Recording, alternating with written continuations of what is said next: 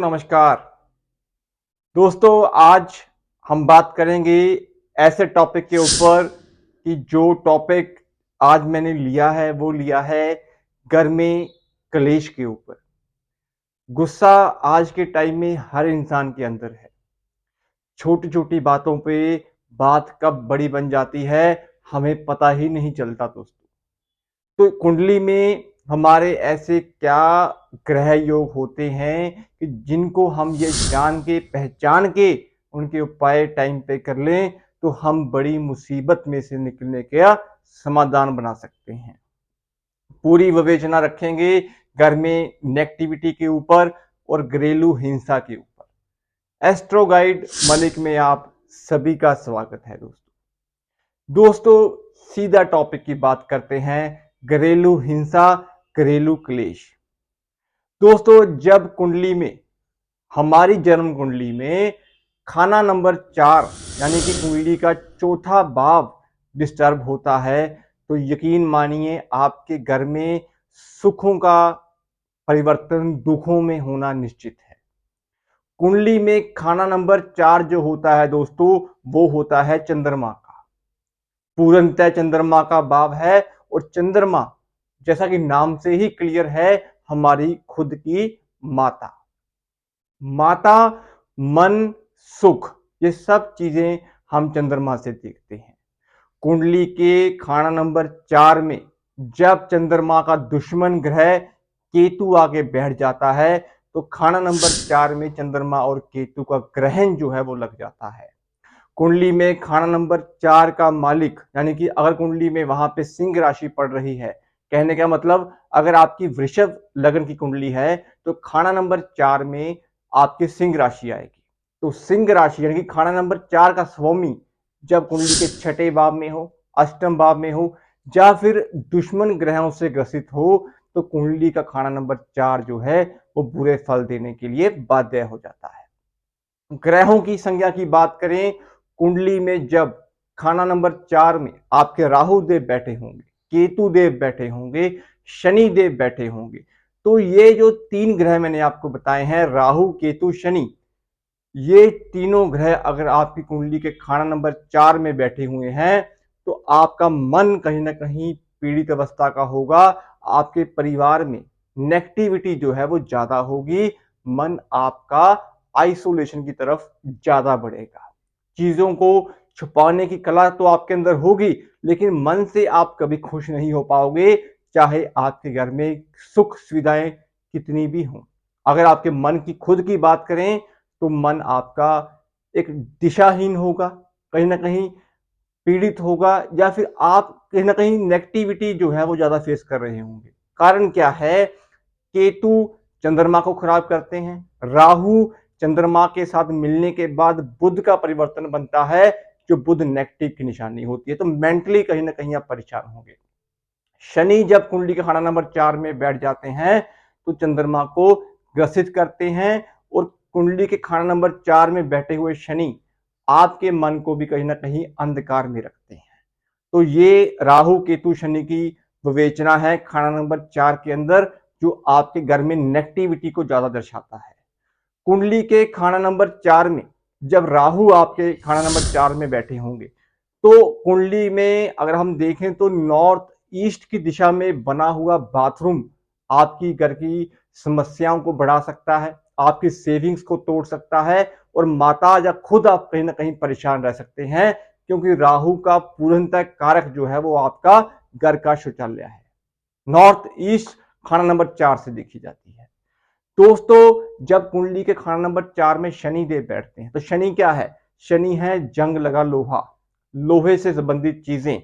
आपके घर में पड़ी हुई रेता, बजरी, सीमेंट, लक्कड़, कहीं ना कहीं किकर, या फिर हम ये मान लें कि आपके जूते, चप्पल, लेदर का सामान, अगर ये चीजें आपने नॉर्थ ईस्ट में रखी हुई हैं तो ये चीजें आपकी नेगेटिविटी को बढ़ा सकती हैं। शनि को आपने एक्टिवेट कर रखा है।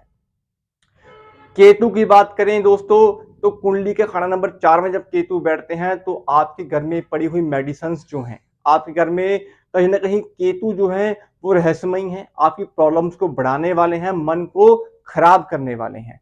तो केतु के लिए भी हम खाना नंबर 4 में नॉर्थ ईस्ट की दिशा को अगर हम साफ रखें तो इससे भी हम केतु की प्रॉब्लम से जो है वो बच सकते हैं।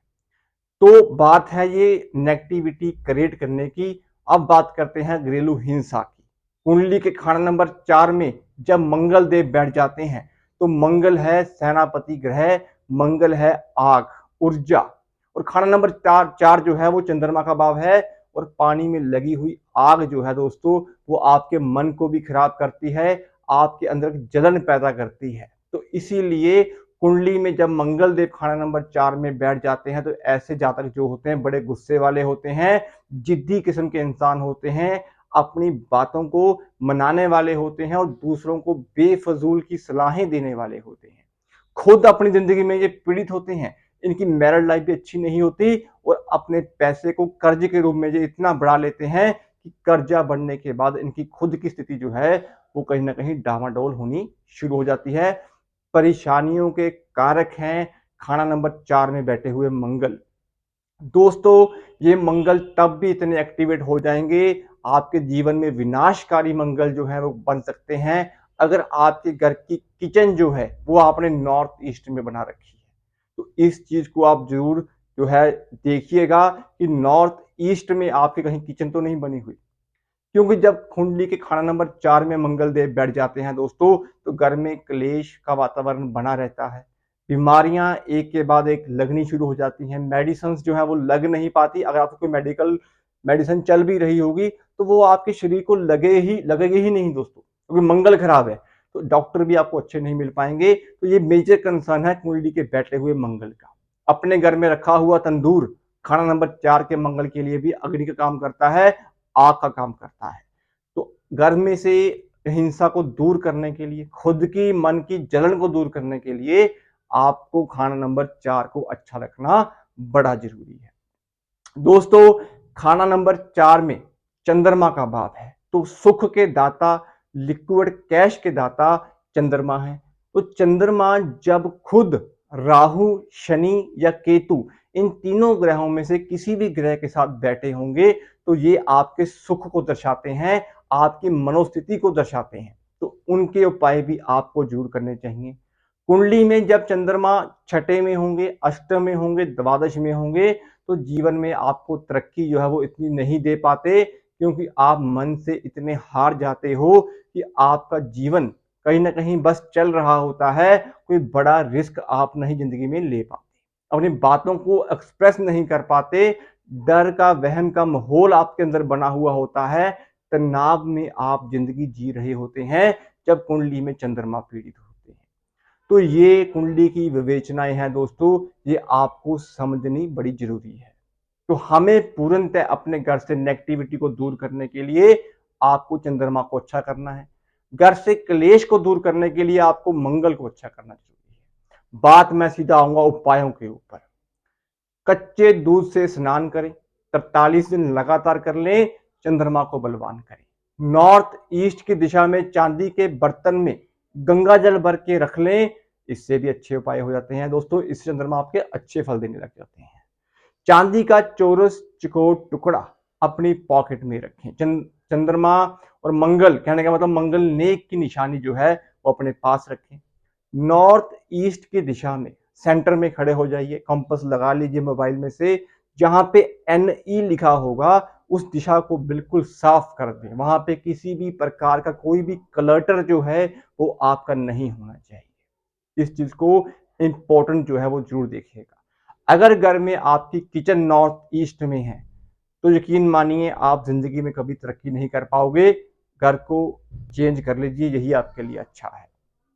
दोस्तों चंद्रमा को और अच्छा करने के लिए 400 ग्राम चावल, साबुत चावल आपको हल्दी में थोड़ा सा मिक्स करके पानी में जल प्रवाह करने चाहिए, इससे भी चंद्रमा आपके अच्छे होते हैं।